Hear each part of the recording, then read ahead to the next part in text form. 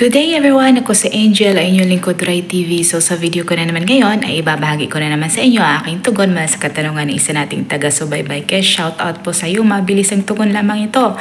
Sana ang interpretasyon na ito ang sagot sa iyong katanungan. At para na din sa inyo dyan na may katulad sa panaginip na ito, paalala ko lamang lagi na ito ay isang general interpretation. Kaya hinihiling ko sa inyo na unawain at tingnan mabuti ang mga nangyayari sa inyong buhay ngayon at gamitin ang inyong sariling intuition at mag-connect directly sa mga impormasyon na maaaring ibabahagi ko.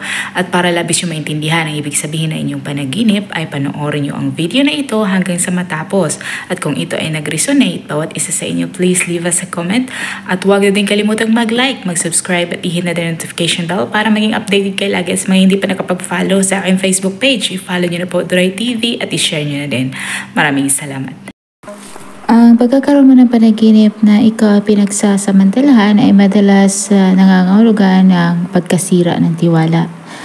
Katulad na lamang ng halimbawa pagtitiwala mo sa tao, sa kanilang mga pangako, pagtitiwala mo sa mga sinasabi nila or kung nagsasabi ba sila ng totoo, pagtitiwala na andyan sila palagi para sa'yo.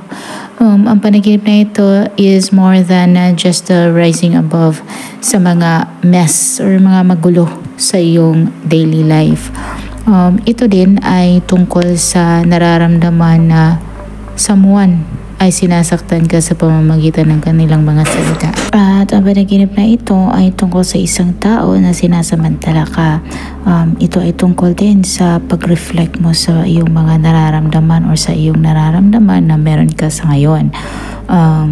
Ikaw ba ay kailangan mo bang magiging matibay or have you ever weathered the storm?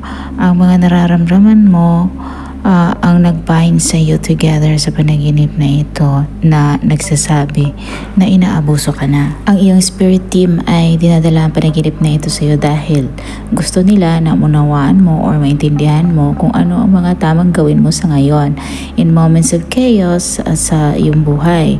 At ang panaginip na ito ay tungkol sa learning to walk with your feelings, not unawain ang nararamdaman na ito at magkakaroon ka ng courage na harapin ito at kung ano man yung mga feelings mo na nagbibigay sa iyo ng pain or nagpapasakit sa iyo.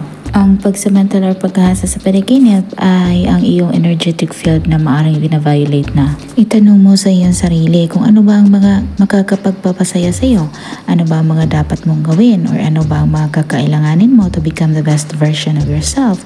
Sino ang mga nananakit sa iyo? If so, sabihin mo ito sa iyong sarili, this is how I live my life. Ganito ako mag-move.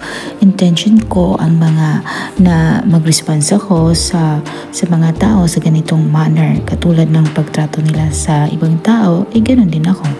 If we decide to think, feel, and act sa paraan na gusto natin, we become that person. So, we will not be acting like this person anymore but become this person.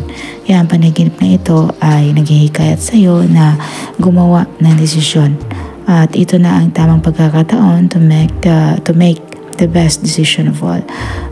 Kalimutan mo ang nakaraan, kung ano ang klase na pagkatao ka ngayon at how would you describe yourself.